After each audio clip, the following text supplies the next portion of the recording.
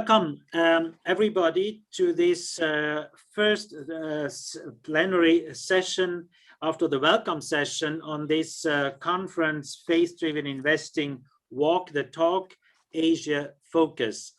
My name is Christoph Stückelberger. I'm the Executive Director of Geneva Agape Foundation.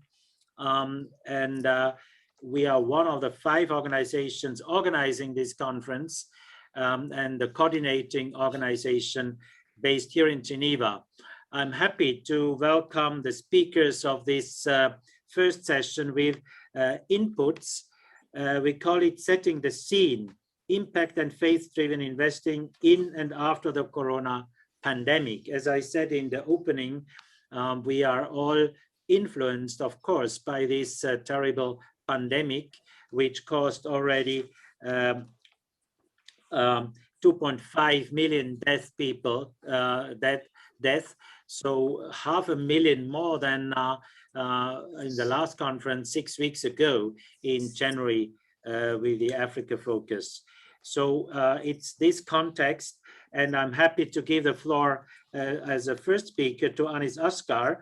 He's an investor. He has a lifelong experience as an entrepreneur on many continents with a strong focus on Asia. You will say more on that. Coming from Bangladesh, living in the UK, and also member of the board of Oikosinvest Foundation. And you will give the broader perspective of this topic. You have the floor, Anis. Happy to welcome you. Thank you, and good morning to everybody. I guess I should probably start by just perhaps following on from what Christoph has said. To date, we have vaccinated more than 278 million people globally against this pandemic. And it would be foolish of us all not to think that this is not the biggest impact that we have had on the world. Of course, we talk about investing and we talk about social impact, but this has been unprecedented in the rollout and in the response globally. Of course, different in different countries, but more importantly, when we look globally at the way that the world has responded to this pandemic, it is truly something that we should look back on in future years in the way that we have had to tackle this. On a personal basis, I lived through SARS and the difficulties of that, because that was more Asia focused, of course, and many people in the West really didn't understand how significant that was. And maybe some people will remember and see the figures from different types of pandemics over the world. So let's start a little bit on where the world is in terms of its impact for 2019 to 2020 and looking forward to 2021. My take is always to look at the size of the impact market. The impact market is still relatively small, even compared to ESG and, of course, the 20-odd trillion that gets invested globally. It has been historically relatively private, so private investment through foundations and asset managers, but the public market is slowly starting to wake up to the realization that impact is actually quite important. So I'll come on to that in a second. So here's a few figures from 2019 leading through 2020. Europe and the US have always been leading the way with 58% of the 715 billion that's invested in impact in 2020. The US was really the biggest. Europe coming in at about 20%, and the Southeastern Asia PAC region was between 7 and 10%. And the reason that take-up has been small is partly governance, partly a desire to renew on a private basis, but it was mainly because the regulatory framework has been quite difficult. So when we look at our takeaways for 2021, I want to focus a little bit on regulation, which I don't always do in investing because each regulation is different. But globally, we need more regulation and better impact measurement from institutional investors, particularly, but also generally as a marketplace. Looking forward to 2020, there was a significant rise in Asia, between 7 to 10% in 19, leading up to 14% in 2020. And that is predominantly the lack of asset allocation driven by the US. They dropped to 45%, but also the simple fact that impact was an easier access to capital in Asia PAC, because for 3 reasons. First reason, is that there is undoubtedly a pent-up demand. Secondly, for sure, people are understanding and looking at the way impact is measuring in their portfolio. It's no longer a good to have. And the third thing is governance. Governance has played an important part all over the world, because the employment schemes that governments are demanding that people to provide capital to various companies means that they have to, in many cases, improve their governance on the reporting. These would be private companies, some relatively small, but they had to fill out various documentation for their government to provide the employment schemes.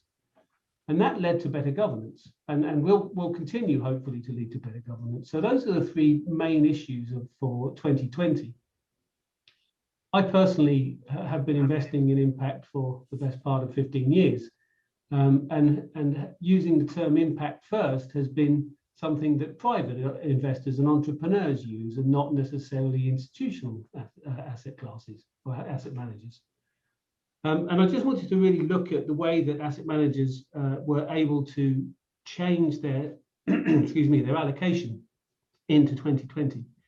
50% of the investors reported that they had actually invested their budget for 2020 in impact. And if you look overall at the 50–60% drop in institutional investment globally, that's still quite a highlight and a little bit of a lighthouse for impact investing, because quite simply, the budgets in many cases had increased in impact because people understand that we need to change.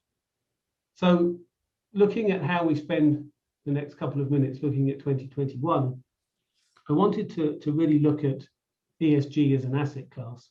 Impact and ESG, are bedfellows in many ways, but actually from an institutional point of view, they really aren't. ESG funds are quite common now in many different fund managers, but actually the way that they measure ESG is often quite different. And looking at the institutional market, my takeaway for 2021 is very much looking at the global rise in regulatory frameworks for impact investment. That institutional investors can't just look at their individual data points, and so that's very important for them to have their own construction, the way that they do with proprietary data. That's something that I do see in 2020 and will continue in 2021. And that will allow the market to grow significantly. We grew from 500 to 700 billion circa in 2 years, but the institutional investment that we would need in the impact space to truly make a difference is in the public equities market. And that's the bit that really, that element of the marketplace is still relatively small, but in 2021 will continue to grow. So not just ESG, but true SDG implementation via impact. Last point for me in 2021 as a takeaway would be the social impact. We've obviously talked about the vaccine, and we all know that that is the herd immunity process that's going on globally is going to make a difference. But what beyond that? I work for another UN foundation, and we report 40% increase in humanitarian relief in 2021 alone, and significantly more in 2022. So what impact are we going to have as investors, as managers of impact and of custodians of the globe? Do we simply continue to invest in tech, or is it actually something different? Tech is easy to invest in and VC world, but if we really want to make an impact in the world in 2021, then we should look at significant more investment in the impact space, in the true impact space. So that would be my takeaway for 2021. Increased allocation from public equities in the institutional world, and the private world and foundations continuing to invest in both humanitarian and technology to help the impact space. Thank you so much, Asghar, for this broad overview and also message of hope in terms of a clear move and increase of towards an increase of impact investing.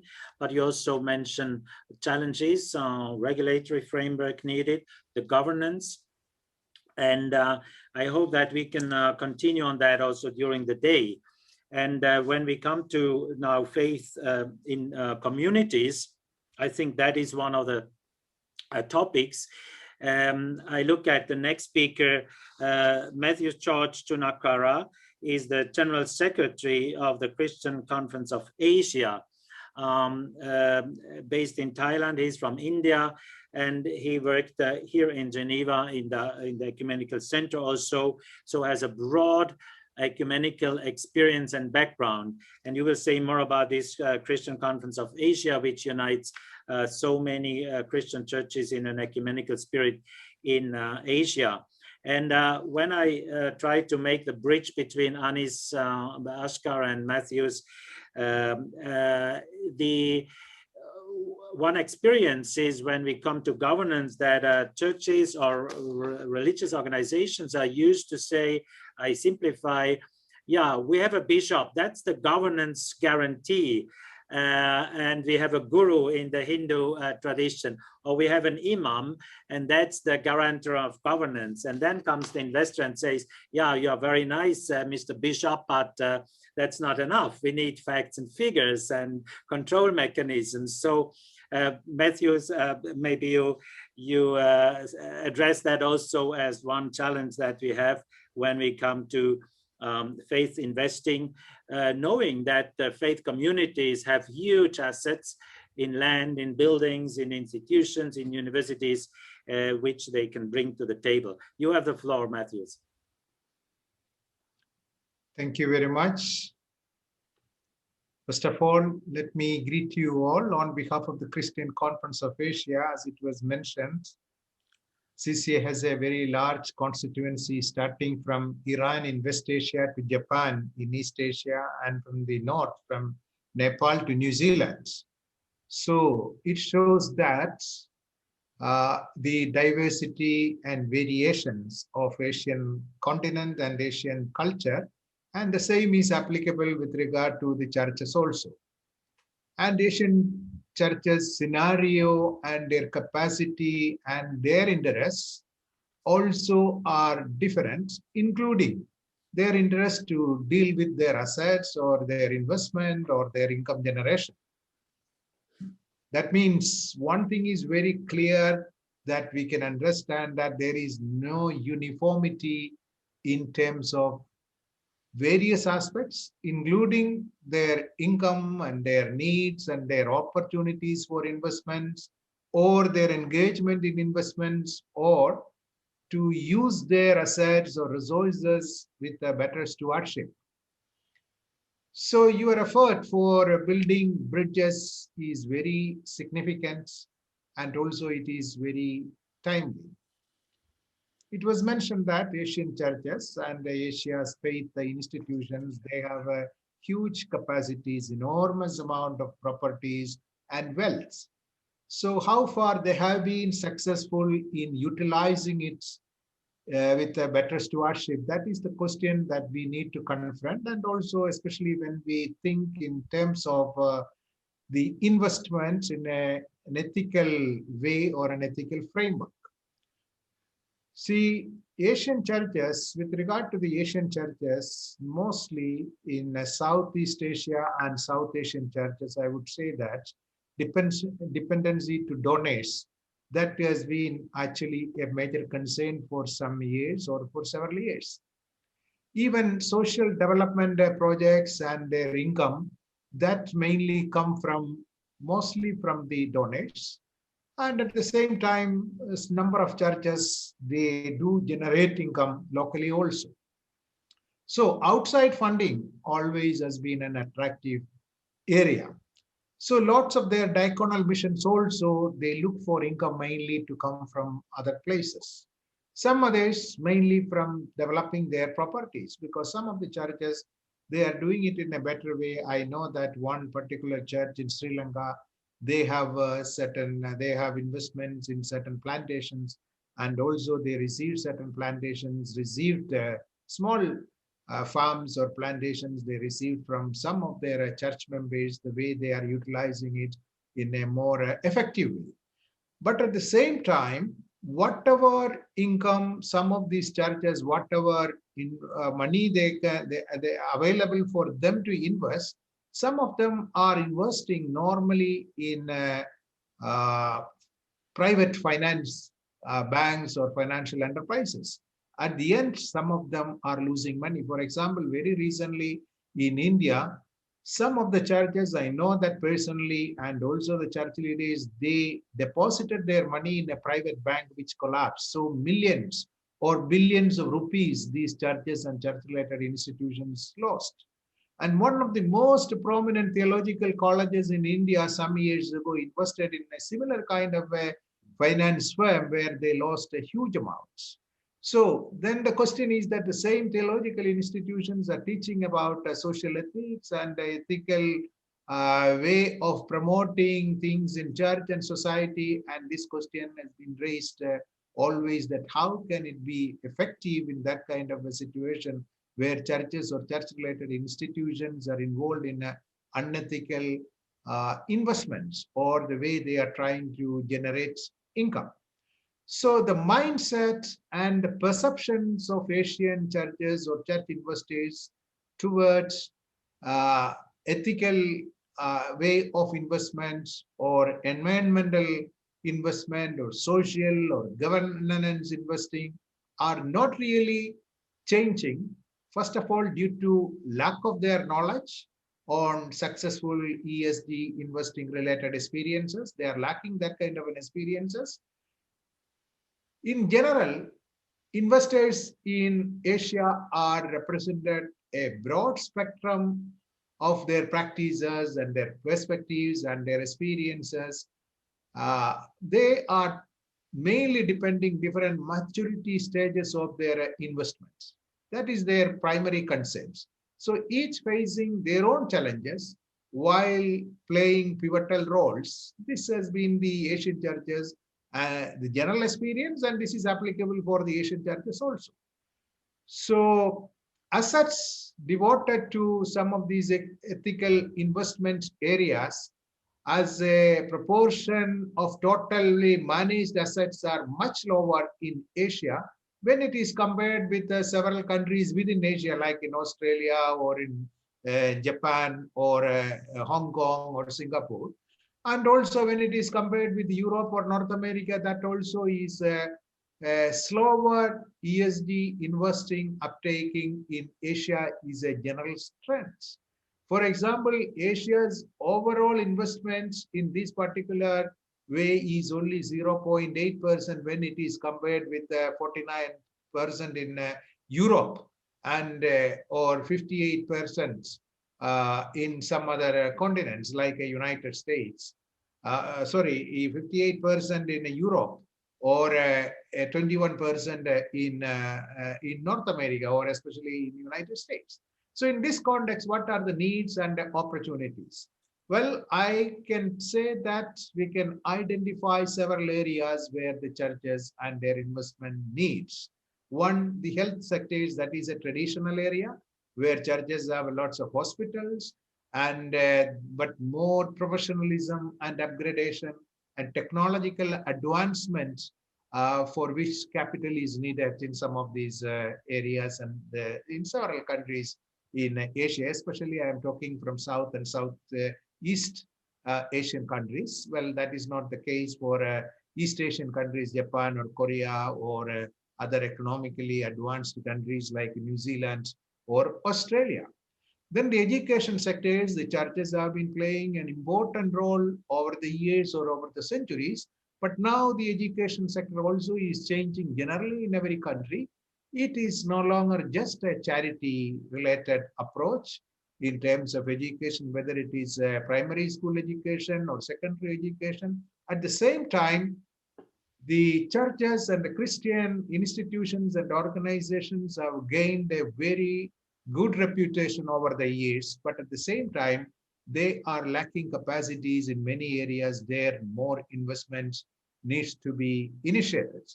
On the similar way that the technical schools, which will provide job for many young people, take the example, Basel Mission started in several Asian countries some years ago, these technical schools, and how that has been providing jobs for many young people those days. But now the trend is that those kinds of technological advancement or technical skills needed to be enhanced in many Asian countries. That is one of the ways that in rural areas, poverty alleviation can be implemented through the involvement of the churches. Then the social development and rural development, and there also many churches in Asia have been involved, and especially in farming, poultry farms, cattle farm, and then milk dairy. So these areas, again, more investment is needed, more collaboration is needed, more technical assistance is needed, through which the churches can be engaged, and also through that kind of an assistance, their capacities can be enhanced. Renewable energy and alternative energy resources in this particular area that Asian churches can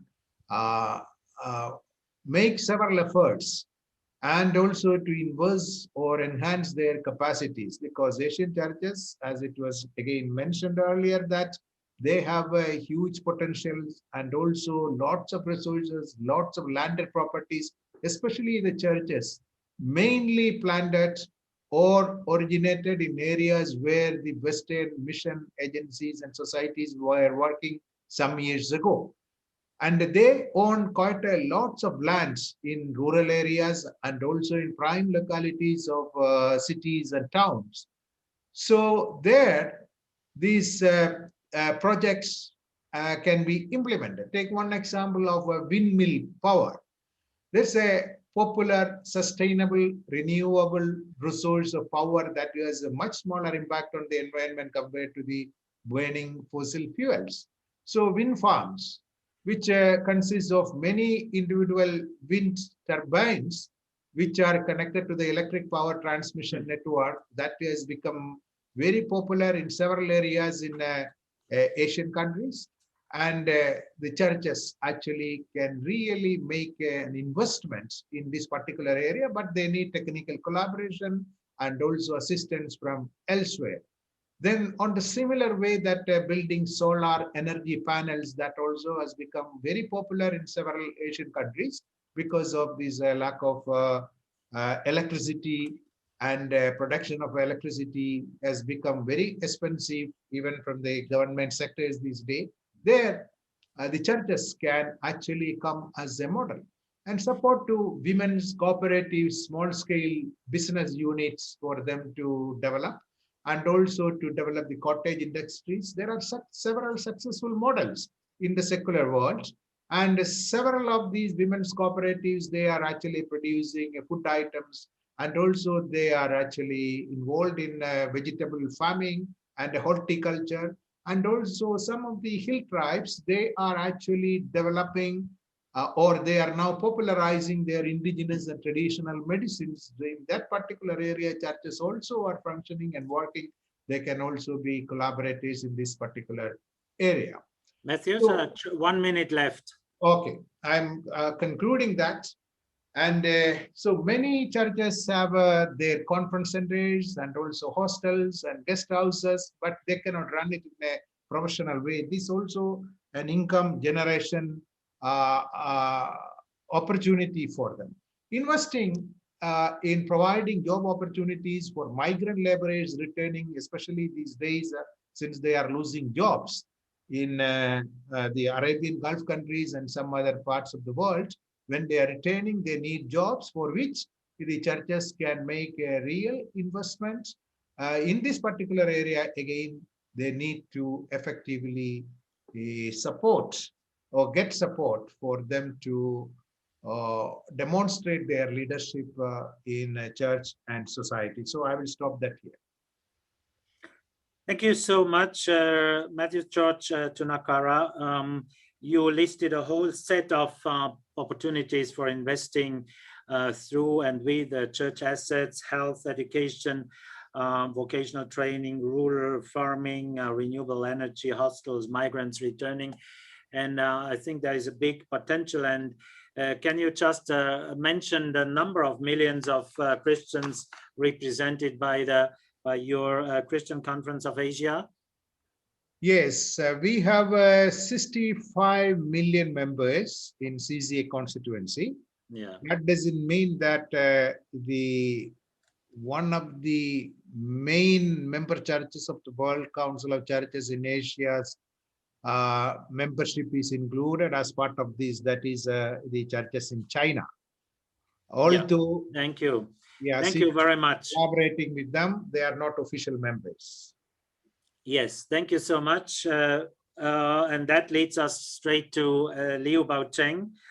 Welcome. You are, I think, giving input on one topic that Asghar already mentioned, the whole question of regulatory framework, because as a professor of business ethics in Beijing, but also you advise the Chinese government on legislation on ESG and CSR, corporate social responsibility legislation and framework, and at the same time you are involved in China-Africa investment issues. So you have the floor.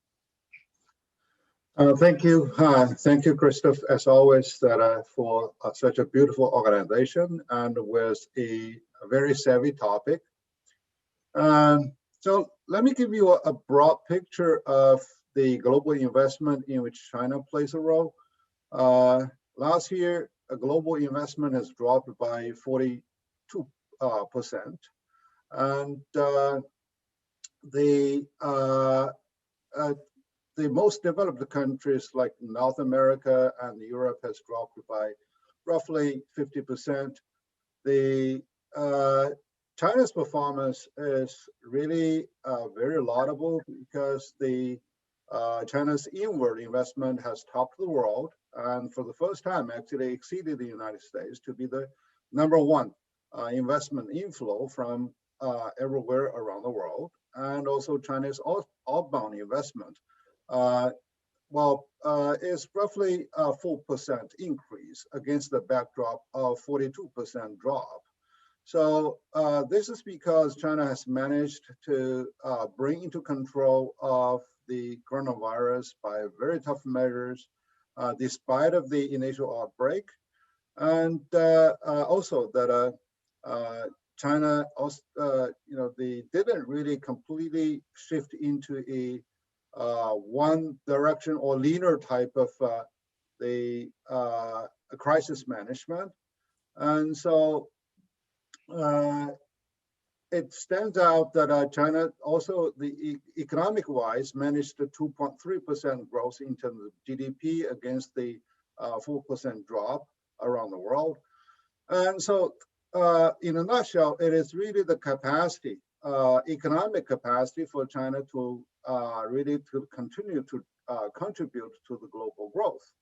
And over the past 15 years, China continually to contribute to the added growth on a global basis of the world by more than 30%.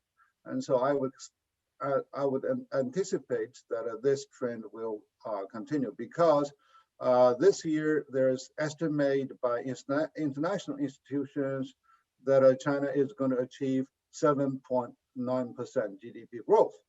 And so this is really highly rehabilitative. And now, in terms of the impact investment, so we also noticed that China took advantage of the financial crisis in the first place to have large merger and acquisitions. So it is really a benefit to China because it's more cost effective. But in the meantime, it is really a white knight to save many of those companies who are in very difficult position financially, but still have hope in terms of the technological advancement. So it is really a mutually beneficial position. And the other is that you see that over the past 15 years, China's investment is largely in those roughly 60% in the energy sector and also in the mineral sector. It is particularly noticeable that over the past 3 years, China's investment in the energy part, particularly on the Belt and Road, whereas the alternative energy or renewable energy, be it solar, be it the wind power or hydro, has increased significantly, from 39% into 51%. And so the third contribution is that China is really a leader in terms of infrastructure development, because Chinese people believe that if we really want to get rich, that we have to expand our reach by building roads and by enhancing communication. And so that is also why the Asian Infrastructure Investment Bank has received such a popularity in the past 5 years. Its membership has grown from 65 now into 103.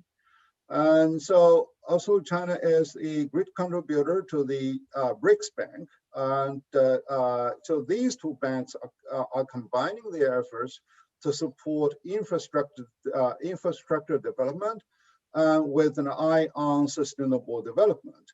Was very tough and rigid, the metrics for green development. So actually, India is the biggest beneficiary from these two banks.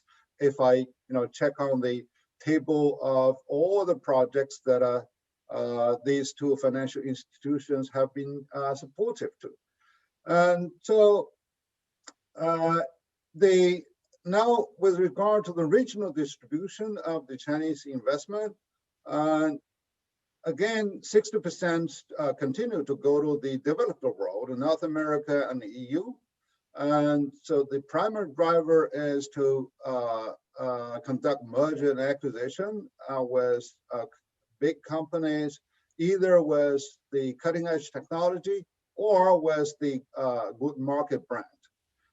For example, the massive merger of Syngenta has been placed on the top with $45 billion for one deal. And despite of the roaring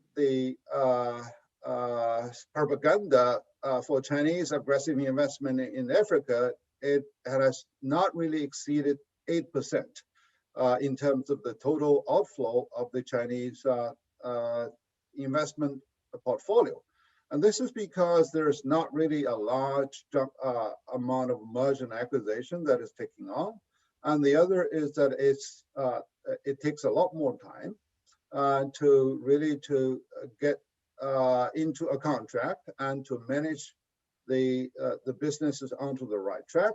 However, the Chinese investment is also driven by a third factor, which is the China-US trade war, because the higher tariff that is imposed by the Trump administration, which is not really removed by the Biden administration yet, drives many Chinese companies to invest overseas in order to get around of the tariff imposed on made in China.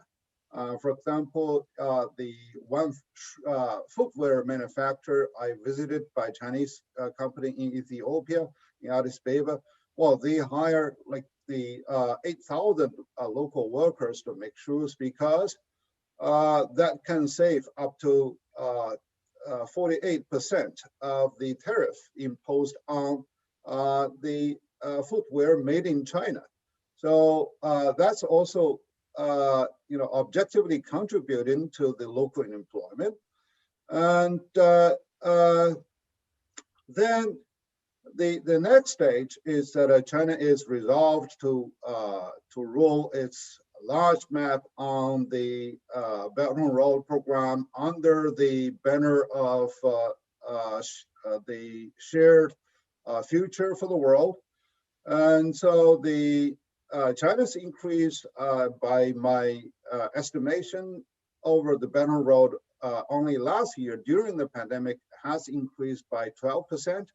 So that's also a great contribution, particularly with regard to the significant drop of investment inflow for the West Asia and Central Asian area, which is 70% negative growth in terms of the investment inflow, and China is there to fill to quite a degree of those gaps.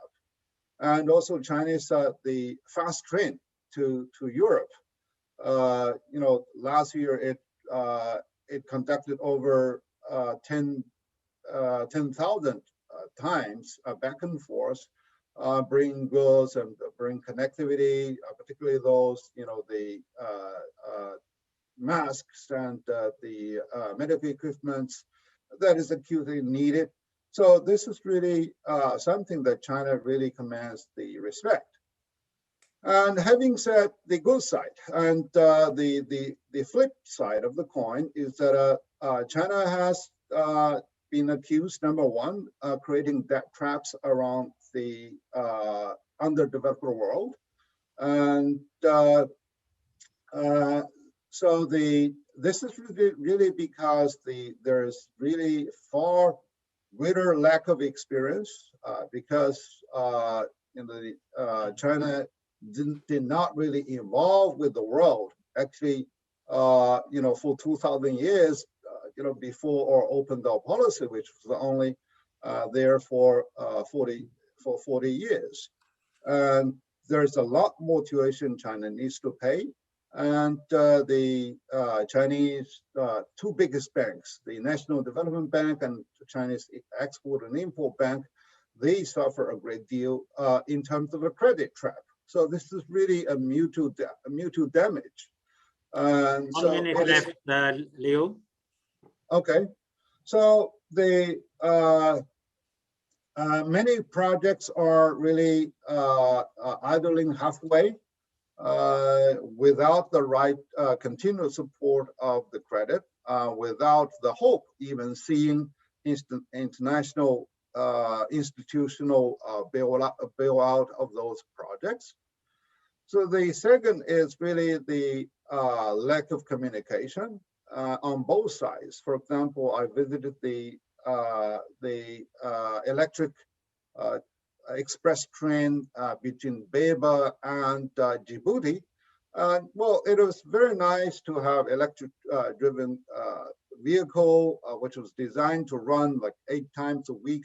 But eventually it turned out to only run 1 time a week, simply because there's not enough energy, not enough the electric power that supports there, because the dispute between neighbors with regard to the hydropower generations.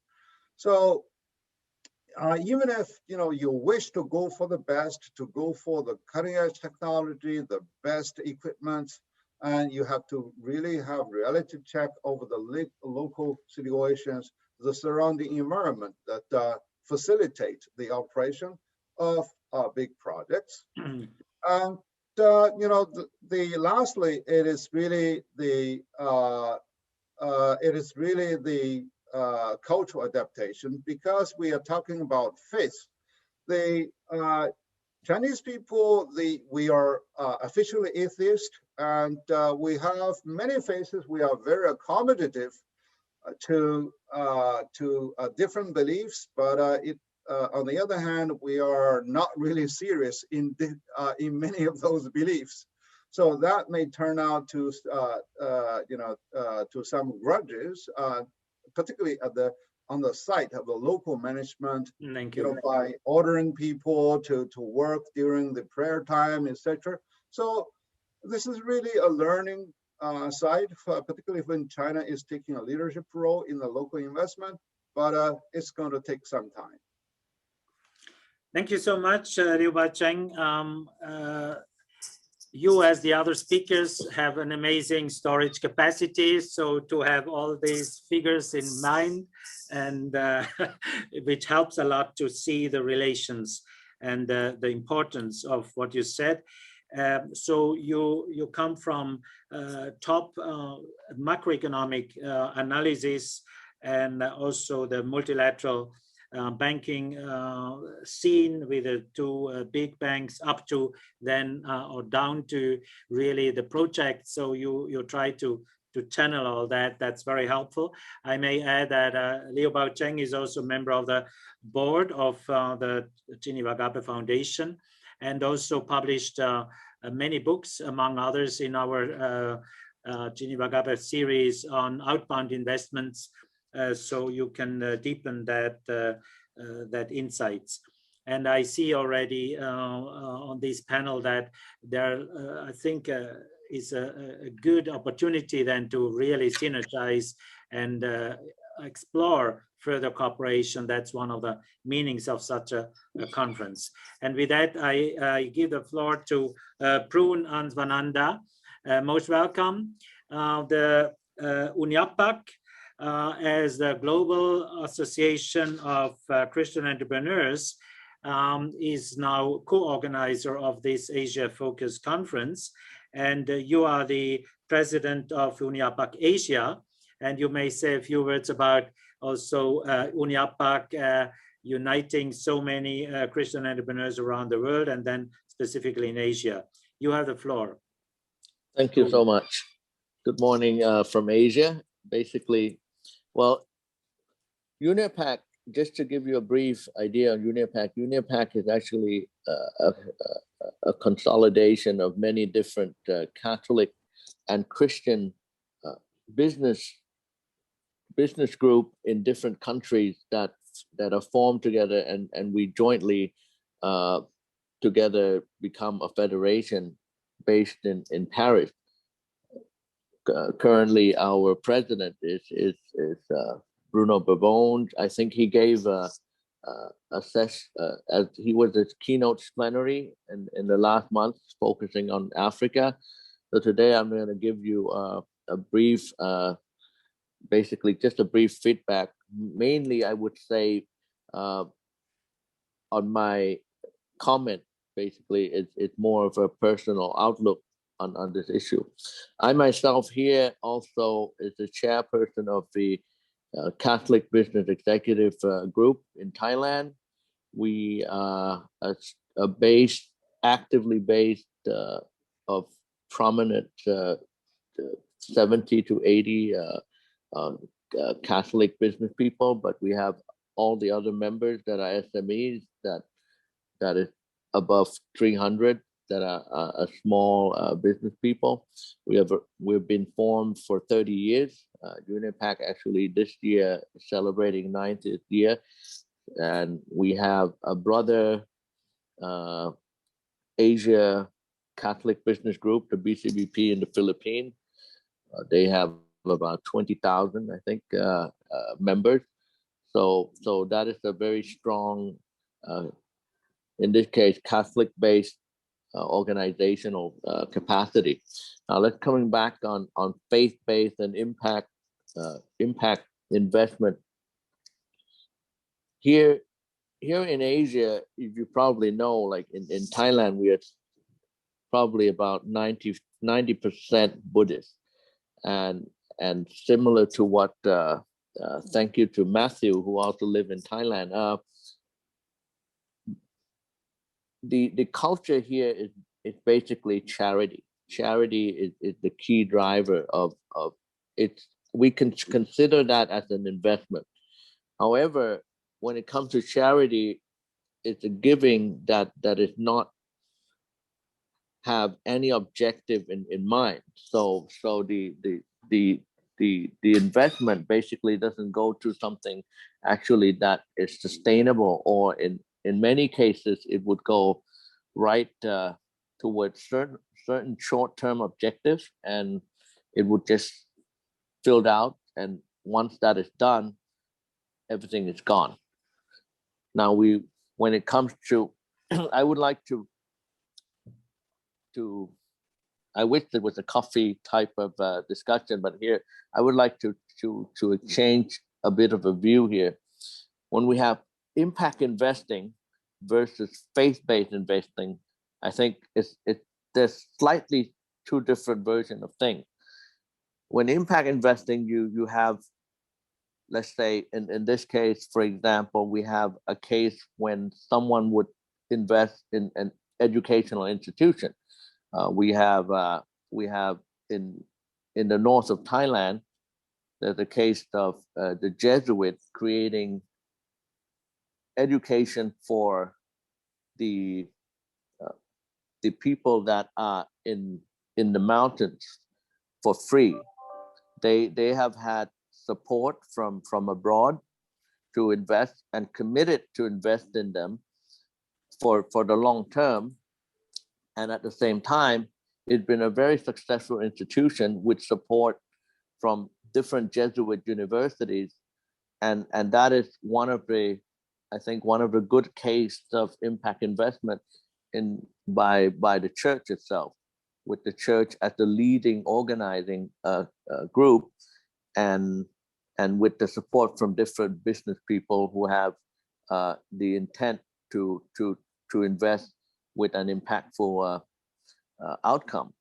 However, when it comes to faith-based, I think faith-based is a different form of thing. Faith-based, you could say, in my opinion, there are a lot of investment that could have been done, in certain activity. However, we do not know whether it will succeed or not. So let's say, for example, in the case, I would give you a good case, and I think that is a good faith-based. I haven't seen one in Asia much, but I'm sure a lot of you know about the Grameen Bank. Grameen Bank is a faith. In my case, it's a good example of faith-based. Initially, when Professor Yunus started this idea, no one felt it's gonna work. Nobody had any idea that it's gonna work. But with the effort and with the intent of having the faith that there is a way to help the poor in this case, eventually I'm sure he goes through a lot of struggle aside from the financial and the effort that's been put in. That is faith-based. I think faith-based is something of a challenge here, because you must have certain, you might have certain ideal involved in the investment or in the activity, and then you would go through it, putting all the commitment you have, and you're willing to take, all the different burden to actually go through, and eventually it become a proven concept. And that is something that is a good, I would say it's exemplar.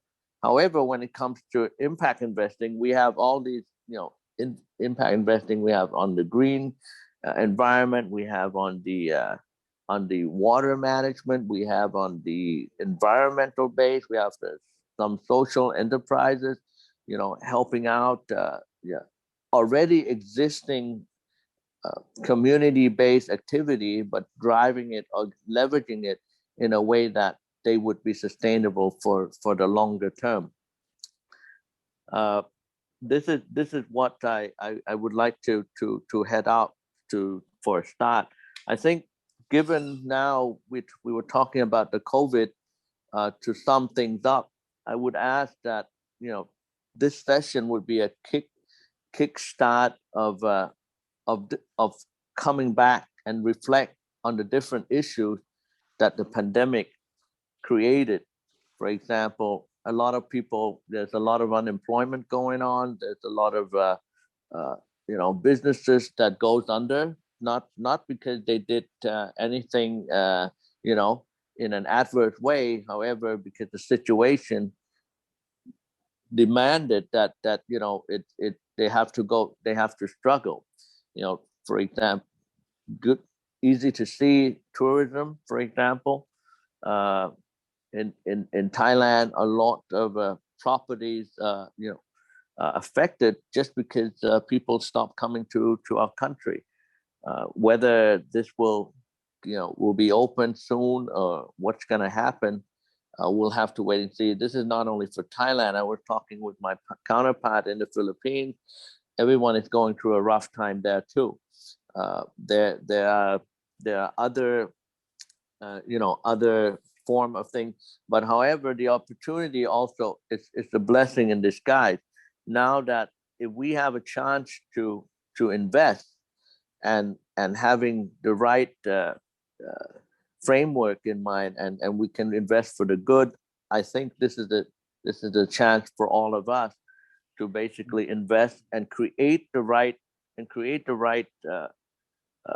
framework in a way that it would be, in our UNIAPAC, we have we are encouraging the concept of noble vocation. So investment should be made in as a calling for something that is for the good, as well as that will take care and be compassionate to the environment as a whole.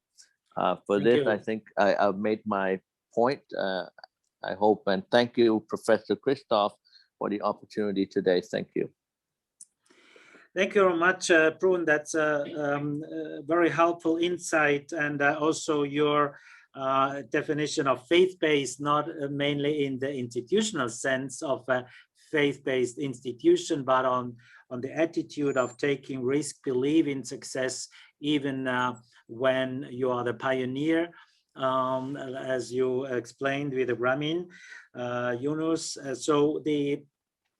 I think, again, if I look at the panel here, we have such an excellent network of people coming from faith-based, but from different backgrounds in an ecumenical spirit, interfaith spirit we will see this afternoon. And at the same time also, when I look at Liu Baocheng from China, to have the cooperation also with state authorities and with non-faith-based actors. So this bridges, I think, is very important if we want to have impact, and also if we want to scale up. So the time is over, but we have the freedom to have to expand a few minutes in the lunch break, in the networking break, as we already do. We have 1 minute for Timo Pluczynski to explain the working sessions, because after the break, the working sessions will take place, and that is very important. Now you have been listening, the participants, and then you are speaking in the work group. Timo, you have the floor to explain how it works. Yes, thank you. Yeah, so as this conference is also meant for interaction, we now have the opportunity to dig deeper into certain areas and projects. So when I heard Prune talking about the faith-based investment, I thought, yes, many projects do need faith to realize it. And now in the various sessions, we will wrestle with the challenges, but also opportunities we have in the different sectors. And I invite you to contribute to health issues or agro-food and water, to renewable energy and climate, education, financial and fintech. And then the 6th group is real estate and infrastructure. So please make your choice and join the session and interact with others in order to dig deeper into certain projects. Thank you. Thank you very much, Timo. So you go to the respective folder in the website, and also use the networking break for online bilateral encounter options. You click on the box there, and then you can book a date, so to say, and do the same then also for the lunch break, which is then longer, is a 1 hour lunch break, which you can use for this kind of bilateral interaction with participants. Hong, you want to add something? Yes, I just quickly would like to share with you, in fact, how to here is the rooms. You see that from the button next to agenda is the rooms. You can click on this, and you will have all the choices of all the rooms that you are interested to participate. Remember that you can jump from this room to other room to find the topics that you are interested in.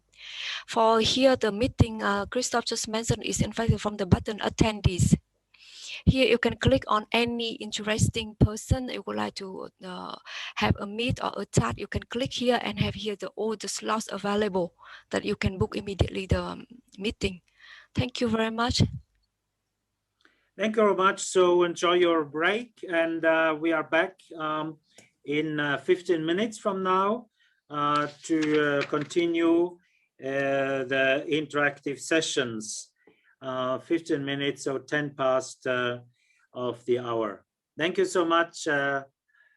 Thank you all speakers for your contributions, and we keep in touch. Thank you.